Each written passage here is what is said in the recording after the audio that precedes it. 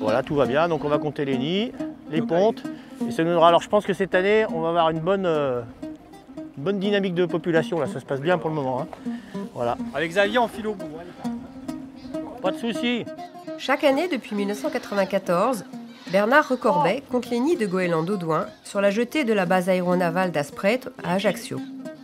Chassés de leur site naturel de nidification par la surpopulation des goélands leucophées, ils étaient il y a quelques années menacés d'extinction. Grâce à un programme scientifique européen et la coopération de la Marine nationale qui interdit l'accès au site, ces oiseaux protégés forment ici la principale colonie française. Reconnaissables à leur bec rouge corail et leurs pattes gris vert, ils nichent uniquement en Méditerranée et trouvent ici les conditions idéales à leur installation. Durant 4 mois, ils sont comptés, étudiés puis bagués, le but étant de mener à bien le cycle de la reproduction. Voilà, donc là, le mâle s'active pour aller consolider le nid, qui est une simple cuvette avec des brindilles hein, et des brins d'herbe, c'est tout.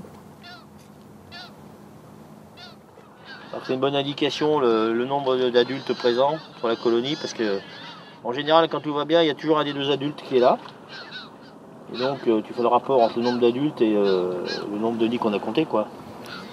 Donc là, on avait compté 56 nids, et là, tu vois, on voit 22 adultes. Le 18 avril, le premier oiseau nicheur est repéré. Installés de l'autre côté de la jetée, les agents de la Direction régionale de l'environnement et de l'aménagement du littoral et ceux de l'Office de la chasse et de la faune sauvage se relaient 3 fois par semaine pour noter les mouvements de la colonie. Il y a le 29 qui couve. P égale 1 et le 29 qui couve. Ouais, je sais pas si... Mais avant, je ne l'ai pas vu. Le 29, il est mort. Le nid compte en général 3 œufs que le mâle et la femelle vont couver en se relayant entre 30 et 33 jours jusqu'à l'arrivée des poussins. Nous sommes le 18 mai.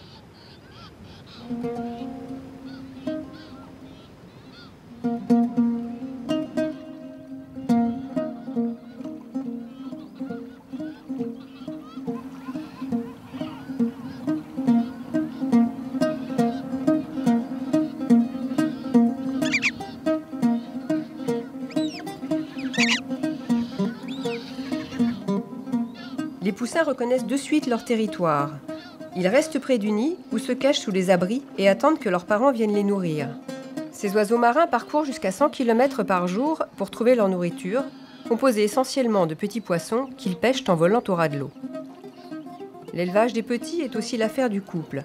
Et si l'un des 2 meurt, les poussins ne survivront pas.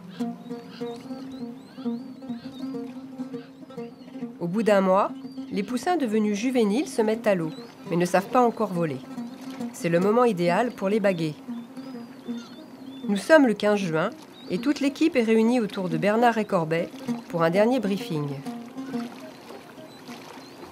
Donc pour l'organisation, comme chaque année, lorsqu'on bague, c'est pas très compliqué. Hein. Donc on a un canoë. Le canoë, l'objectif, c'est d'aller au bout de la jetée, vous voyez, au phare vert là, derrière, on va se planquer. Je laisserai une personne, je reviendrai, je reprendrai Roxane. On va mettre en place une barrière pour éviter que les oiseaux justement aillent de l'autre côté de la jetée et tombent dans des trous, notamment quand ils seront bagués parce qu'ils sont un petit peu affolés quand même. Et puis avec des cartons, nous, on donnera le top départ pour que le gros de l'équipe parte de la grille et par un système de prise en tenaille, très efficace, n'est-ce pas? On récupère le plus possible de poussins. Alors on est parti. Hein.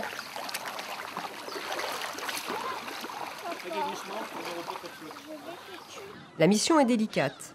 Les juvéniles doivent être attrapés et gardés dans des cartons à proximité de leur nid. Le kayak permettra de récupérer ceux qui tenteront de s'échapper par la mer.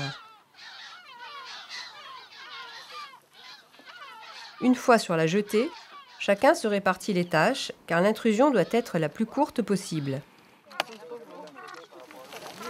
Tu bagues le premier, ouais. La bague, ouais. Et la même personne garde l'oiseau en main et vient me voir après. Les oiseaux sont munis de 2 bagues, une en métal obligatoire, fournie par le Muséum d'histoire naturelle, et une colorée et numérotée. Cette seconde permet une reconnaissance des oiseaux nés ici à l'aide de jumelles ou de longue vue. Parce que, attends, tu peux pas le prendre dans l'autre sens? Dites-moi comment, comme ça? Attends, essaie de le tourner. Voilà, comme ah ça. d'accord, ok. Il faut que quelqu'un tienne la patte là, Je parce la qu'il va bouger la patte et là c'est un peu plus délicat. Donc à partir de là, on va mettre le F en bas. On va le mettre comme ça. Parce que tu vois, il faut écarter les deux trucs. Il faut réussir à passer.